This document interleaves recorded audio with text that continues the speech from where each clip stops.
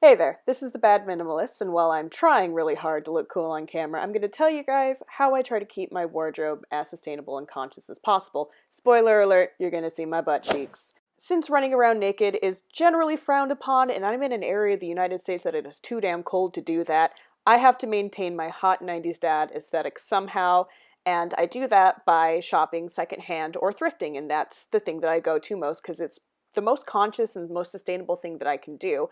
If I have a thing that's broken, I repair it, I don't trash it, I just make necessary alterations.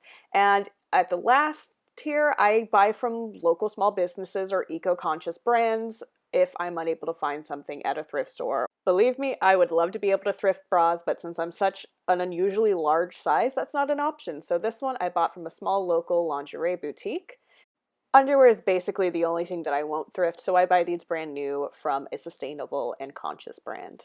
This cotton striped t-shirt I actually bought from someone secondhand off of the Poshmark app, which I like because it gives the money directly to the person. As for my sweatshirt, I love this bitch. Oh my god. Thrifted, best 90s find ever. I love it. These jeans are another brand new buy, but again, it was from this really sustainable and eco-conscious brand. I really like the fit on these. They're very, very comfortable, and they are made completely out of cotton.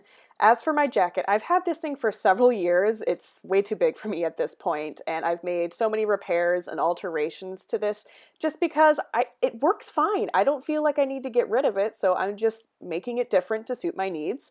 This hat I actually got for $1 at a local thrift shop. These glasses I've had for probably 10 years. They were a gift from the universe, meaning I found them and they're mine now. As for these shoes, I've been wanting a similar pair from a name brand that I would have to buy new, but these were like $10 at a Value Village. They're probably as old as I am, but I've repaired them and they are so comfortable.